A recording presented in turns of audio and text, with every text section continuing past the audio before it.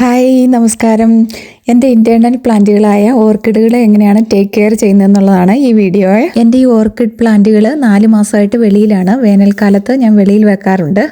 നേരത്തെ വീഡിയോകളിലൊക്കെ നിങ്ങൾ കണ്ടിട്ട് കാണും.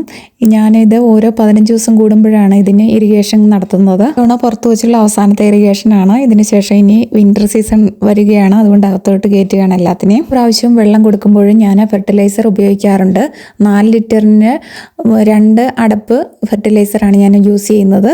ഇതിനകത്ത് മെയിനായിട്ടുള്ളത് നൈട്രജനും ഫോസ്ഫറസുമാണ്. ഇനി നമുക്ക് ഈ ലിക്വിഡിനെ നല്ലോണക്ക് വെള്ളത്തിൽ യോജിപ്പിച്ചതിന് ശേഷം ചെറിയ കണ്ടെയ്നറിനകത്തോട്ട് ഒഴിക്കുകയാണ്. അങ്ങനെ ഫെർട്ടിലൈസർ മിക്സ് ചെയ്ത ഈ വെള്ളമാണ് ഞാൻ ഡയറക്റ്റ് ഫ്ലവർ പോട്ടിലോട്ട് ഒഴിച്ചു കൊടുക്കുന്നത്.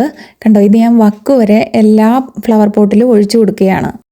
ചില സമയങ്ങളിൽ ഞാൻ വലിയ ഡിഷ് അല്ലെങ്കിൽ ബേസൻ പോലുള്ള പാത്രങ്ങളിൽ ഈ ഫെർട്ടിലൈസർ മിക്സ് ചെയ്ത വെള്ളം ഒഴിച്ചതിന് ശേഷം അതിൻ്റെ അകത്തോട്ട് ഓരോ പ്ലാന്റിനെ ഇറക്കി വെച്ച് വെള്ളം കുടിപ്പിക്കുന്ന രീതിയും ചെയ്യാറുണ്ട്.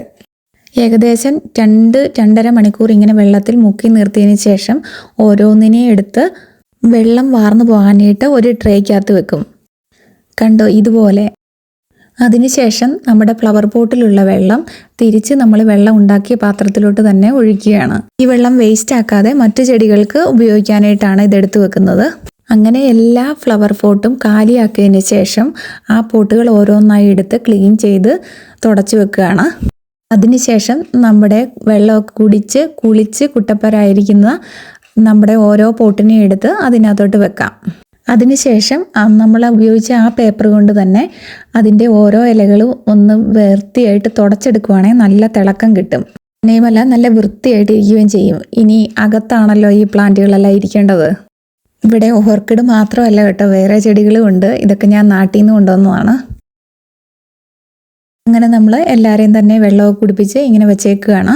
ഇത് ഞാൻ നാട്ടിൽ നിന്ന് കൊണ്ടുവന്ന ഒരു ഓർക്കിഡാണ്. ഇത് ഒരു 6 മാസമായിട്ട് എൻ്റെ കയ്യിലുണ്ട്. പക്ഷെ അവന് വളർച്ചയൊന്നുമില്ല.